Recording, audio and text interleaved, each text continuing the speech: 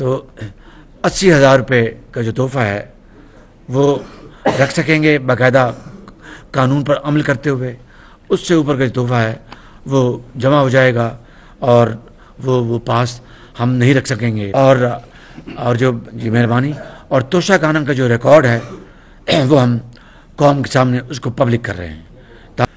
توشہ خانہ کا بھی آج فیصلہ ہوا ہے اور کابینہ نے فیصلہ کیا ہے.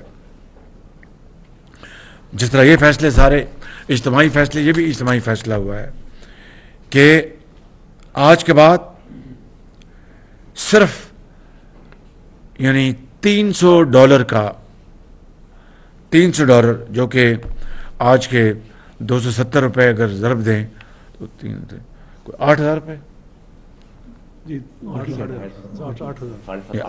8,000 روپے کا تحفہ وہ رکھ سکتے ہیں باقاعدہ اس کو ڈکلیئر کر کے. اس سے اوپر جو تحفہ ہوگا وہ کابینہ کے تمام 80,000. میں معافی چاہتا ہوں جی، شکریہ. آپ ہم سب سے حساب میں آپ آگے ہیں بالکل. تو تھینک یو. 80,000 روپے میں مشکور ہوں. تو 80,000 روپے کا جو تحفہ ہے وہ رکھ سکیں گے باقاعدہ قانون پر عمل کرتے ہوئے. اس سے اوپر کا جو تحفہ ہے وہ جمع ہو جائے گا اور وہ پاس ہم نہیں رکھ سکیں گے، مجھ سمیت کابینہ، پوری کابینہ. یہ آج کے فیصلے ہیں. اور جو جی مہربانی. اور توشہ خانہ کا جو ریکارڈ ہے وہ ہم قوم کے سامنے اس کو پبلک کر رہے ہیں تاکہ قوم خود وہ دیکھ لے گی.